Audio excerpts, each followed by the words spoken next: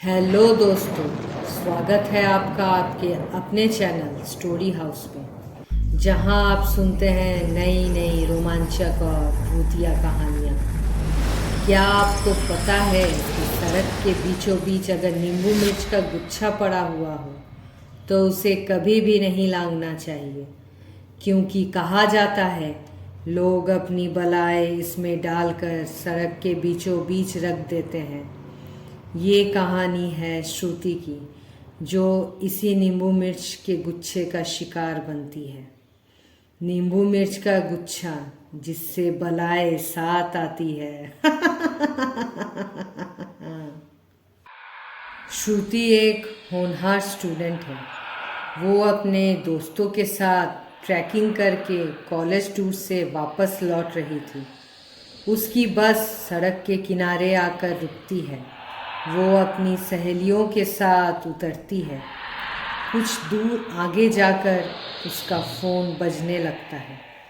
तभी फ़ोन में अपनी माँ से बात करते करते श्रुति का पैर उस नींबू मिर्ची के गुच्छे में पड़ता है, जिसे किसी ने टोना टोटका करके फेंका हुआ था। ये देखकर उसकी सहेलियाँ चिल्लाती है, अरे अरे श्रुति, ये तुमने क्या कर दिया?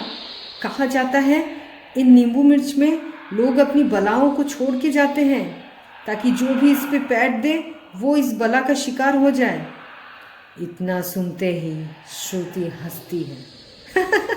क्या बोल रही हो तुम ये सब? कहीं कुछ ऐसा होता है क्या? ये बला है, आत्मा, प्रेत आत्मा, कुछ नहीं होता। ये सब तुम लोगों का वहम है। श्रुति ने फिर से अपनी एक लात उस नींबू मिर्ची वाले गुच्छे पे दे मारी और ऐसा करके फिर से हंसने लगी। श्रुति ने कहा, चल यार, मुझे देर हो रही है, फिर कल मिलते हैं। श्रुति अपने रास्ते में अकेले बढ़ने लगी। कानों में हेडफोन लगाए गाना गुनगुनाते श्रुति हल्के हल्के कदमों से आगे बढ़ रही थी। अचानक से एक बहुत जोर का हवा का झोंका श्रुति के बालों के पीछे से मानो छू के चला गया। उस सुनसान सड़क पे श्रुति बिल्कुल अकेली थी। अब तो श्रुति को डर लगने लगा था। उसने अपने कदमों को तेज चलाना शुरू कर दिया था। अचानक से उसके कानों में उसके नाम की आवाज़ गूंजती है, श्रुति है। इतना सुनते ही श्रुति रास्ते पे गिर जाती है और उसकी आंखों के सामने लंबे लंबे बालों वाली चुड़ैल खड़ी रहती है। उसकी आंखें इतनी ज़्यादा गहरी थी कि उसमें श्रुति अपने मौत देख पाती है। उस चुड़ैल के पूरे शरीर में अजीब सी झुर्रियाँ पड़ी हुई थी और वो अपना बड़ा सा मुंह खोलकर श्रुति की तरफ बढ़ रही थी। श्रुति रास्ते में जोर जोर से चिल्ला चिल्ला कर आंखें बंद करके मदद मांगती है। आंखें खुलते साथ ही वो बुरी बला वहाँ से गायब हो चुकी थी। श्रुति गिरते पड़ते अपने घर दौड़ दौड़ के वापस आती है। बेल बजाते ही उसकी मम्मी दरवाज़ा खोलती है। श्रुति की पसीने से लथपथ हालत देखकर मम्मी पूछती है, अरे तुम्हें क्या हो गया है? तुम ठीक तो हो बेटा?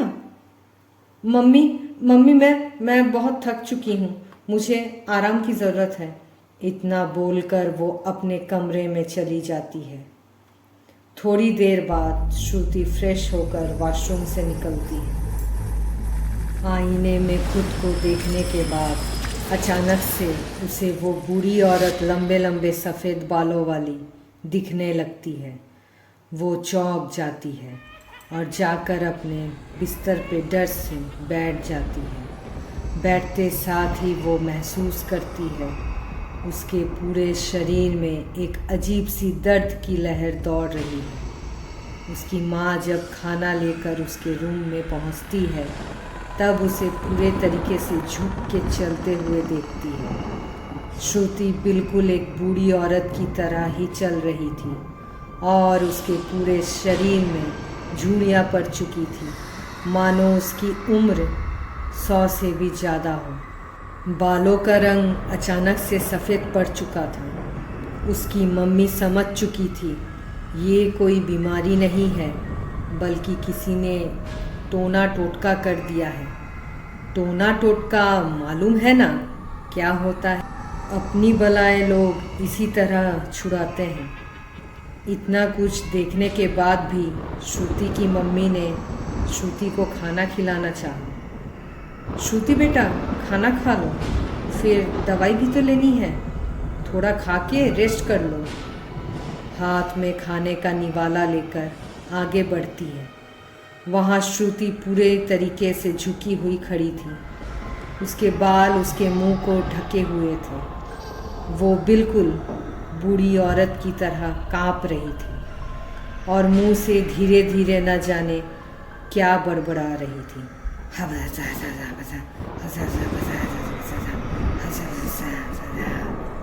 अचानक से एक हवा के झोंके के साथ उसका मुंह उठता है।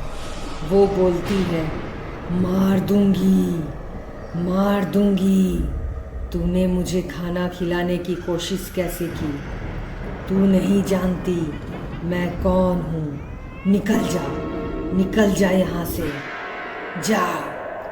उसकी माँ को धक्का देकर वो खुद उसकी माँ दौड़ते हुए श्रुति के कमरे से भागती है। उस रूम का दरवाज़ा अपने आप बंद हो जाता है। ऐसे रोते हुए हालत में वो अपने पति के पास दौड़ के जाती है। उसके पापा ने श्रुति की इस स्वभाव को उसकी बदतमीज़ी समझ लिया, पर क्या ये सिर्फ उसकी अपनी बदतमीज़ी थी? क्या होगा जब उसके पापा के सामने ये राज खुलेगा? थोड़ी ही देर में उसके पापा उसके कमरे में जाते हैं। एक अजीब सी गिरगिराहट की आवाज़ दरवाजे के बाहर तक आती है। क्या मजाक कर रही है हमारे साथ? कॉलेज से यही सब सीख के आती है? इतना बोलते बोलते पापा श्रुति के कमरे में घुसते हैं। वहाँ श्रुति बेड पे सर झुकाए बैठी रहती है। पापा उसके नज़दीक जाते हैं, पर मम्मी हमेशा मना करती है। पापा उसके नज़दीक जाकर उसे छू कर बोलते हैं, तेरी ये सब बदमाशी कम से कम मुझे तो समझ आती है। चल अब जल्दी से माफ़ी मांग ले अपनी मम्मी से। जब अचानक से श्रुति ने अपना मुंह उठाया तो उसके पापा डर के मारे जोर से चिल्ला उठे। उसके मुंह में खून लगा हुआ था, आंखों से खून बह रहा था। वो जानवरों जैसा चिल्ला रही थी। उसके बाल हवा में जोर जोर से उड़ रहे थे। वो खुद अपने बिस्तर से सीधे अपने पापा के ऊपर झपट पड़ती है और उनका गला दबाने लगती है। वो इतनी ज़ोर से गला दबाती है कि उसकी मम्मी भी छुड़ा नहीं सकती। उसके पापा का दम घुटने लगता है। तभी उसकी माँ जाकर अपने घर के मंदिर से बालाजी की एक तस्वीर लाती है और उसके सामने रख देती है। ऐसा करते ही वो तुरंत बेहोश हो जाती है और उसके पापा ज़मीन पे पड़े पड़े खांसते रहते हैं। मैंने मना किया था ना आपको उसके नज़दीक जाने, देख लिया नतीजा। उसकी माँ डर से चिल्लाती है। पापा सोचते हैं हमारे परिवार में जो पंडित है वो तो शायद तंत्र साधना भी किए हैं, तो उन्हीं को बुलाते हैं। उसी शाम वही पंडित आते हैं। श्रुति का कमरा ऊपर की तरफ था। माँ और पापा नीचे खड़े थे। उन्हें ऊपर आने के लिए मना जो किया गया था। पंडित श्रुति के रूम में घुसते हैं। घुसते साथ वो देखते हैं श्रुति दीवार पे चल रही थी और चलते चलते कभी जोर जोर से हंस रही थी तो कभी जोर जोर से रो रही थी।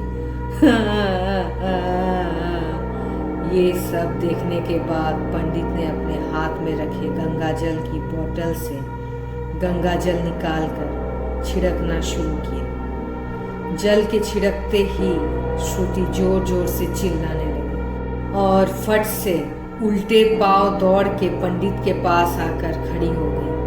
पूरा शरीर उसका लहूलुहान था। बदन से एक अलग सी बदबू निकल के आ रही थी। पूरे शरीर में मानो झुर्रियाँ पड़ गई थी। श्रुति एक मर्द के आवाज़ में बात करने लगी थी। ताकि पंडित का ध्यान हट जाए मंत्रों से। मरोगे मरोगे सब, तू मेरा कुछ नहीं बिगाड़ पाएगा। मैं तुझे ऐसा मौत दूंगा कि तू अभी सोच भी नहीं सकता। अच्छा होगा कि तू यहाँ से चले जा यहाँ से। तब पंडित अपने थैली से एक छोटी सी लाल पोटली निकालते हैं, जिसे पकड़ के वो मंत्र पढ़ना शुरू करते हैं। मंत्र सुनते ही श्रुति के अंदर की वो प्रेत बाहर निकल के आ जाती है और पंडित के आंखों के सामने बिल्कुल नज़दीक खड़ी हो जाती है। उसका चेहरा बहुत ही डरावना था। मुंह बिल्कुल झुर्रियों से आधा झुला हुआ था। आंखें बाहर की तरफ लटक रही थी। मुंह से खून मानो टपक रहा हो। वो प्रेत मानो पंडित के ऊपर ही सवार हो जाती, पर मंत्रों के कारण वो कुछ नहीं कर सक रही थी। वहाँ श्रुति बेहोश पड़ी थी। उस चुड़ैल को कुछ देर के लिए भगाने के लिए पंडित ने जोर जोर से मंत्रों का उच्चारण करना शुरू किया। मंत्रों के कारण उसे कुछ देर के लिए श्रुति का शरीर छोड़ना पड़ा। तब पंडित ने श्रुति के कमरे को धागे से बांध दिया और उसके पापा से कहा, ये कोई साधारण प्रेत नहीं है। इसे किसी ने नींबू मिर्ची में डालकर अपनी बलाएं छोड़ी थी और तुम्हारी श्रुति ने इसी नींबू मिर्ची के गुच्छे को पैरों से रौंद दिया। अब ये प्रेत बहुत ज़्यादा शक्तिशाली हो गई है और दिन प्रतिदिन और शक्तिशाली बन रही है। इसे जल्दी ही रोकना होगा, वरना ये श्रुति की जान लेकर ही छोड़ेगी। आज से 2 दिन बाद अमावस्या है। उसी अमावस्या में इन सारे प्रेत आत्माओं की शक्ति 2 गुना बढ़ जाती है और उसी समय ये प्रेत आत्मा श्रुति की आत्मा को अपना शिकार बनाना चाहेगी। हमें उस अमावस्या तक सब्र करना होगा। अभी मैंने श्रुति के कमरे के दरवाजे को मंत्रों की मदद से बांध दिया है।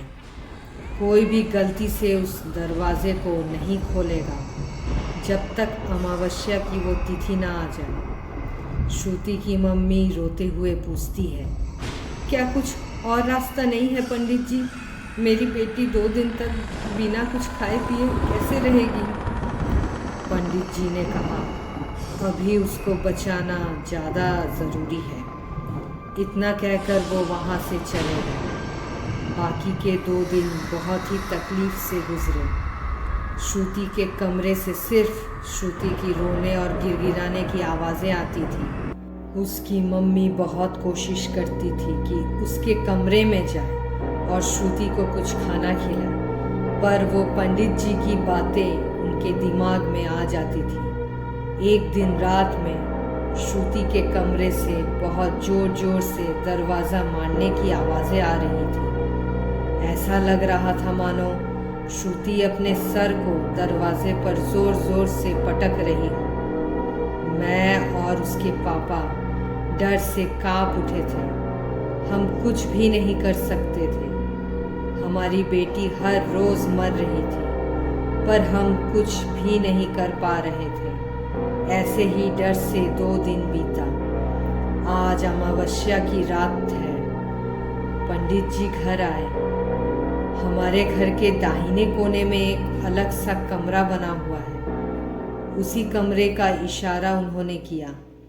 उसी कमरे में पंडित जी ने अपनी तंत्र विद्या की सारी व्यवस्था की हुई थी। एक बड़ा सा गोला भागवतिक राख से बना हुआ था। उसी गोले के अंदर श्रुति को सुलाने के लिए बोला गया था। सामने में हवन कुंड में बड़ी बड़ी आग की लपटें उठ रही थी। आसपास कमरे के कोने में मोमबत्तियां जल रही थी। उस हवन कुंड के पास इंसानी कंकाल रखा हुआ था। 4 से 5 इंसानी खोपड़ी भी पड़ी हुई थी। उस कमरे को बिल्कुल अंधेरा किया गया था। सारी खिड़कियों में पर्दे लगे हुए थे, मानो सूरज की एक भी किरण उस कमरे तक पहुंच न सके। मैंने एक और चीज़ पहचानी। उस कमरे के पंखे से एक छोटी सी गुड़िया लटक रही थी। वो गुड़िया बिल्कुल काली सी थी, आंखें निकली हुई थी बाहर, कपड़े जले हुए थे। बहुत ही अजीब सा हुलिया था कमरे का। पंडित जी फट से बोले, श्रुति को ले आइए, उसके माथे पर ये भागवतिक राख लगा देना, तब वो बुरी आत्मा उसके शरीर को स्पर्श नहीं कर पाएगी। श्रुति को कमरे से निकालकर उस रूम तक ले जाया जाता है। अजीब सी दुर्गंध मानो पूरे घर में फैल गई थी।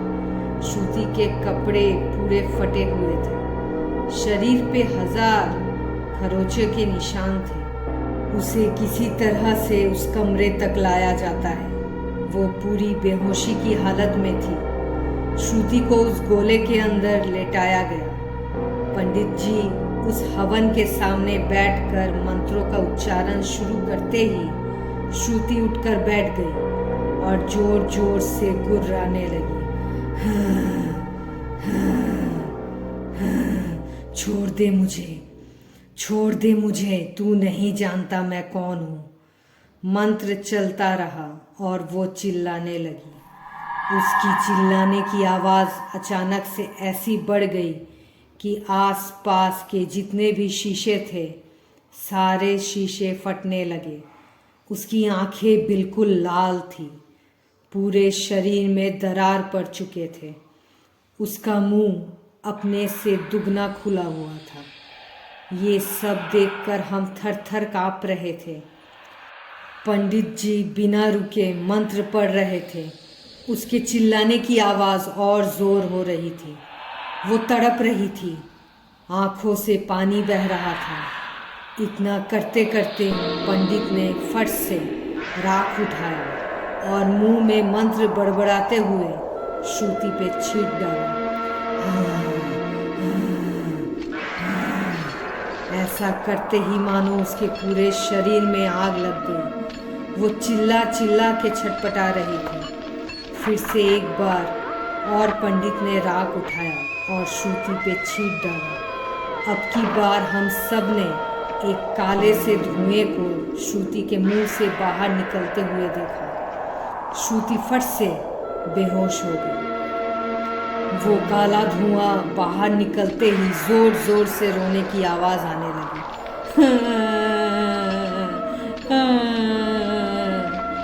पूरे घर में हवा की लहर दौड़ रही थी।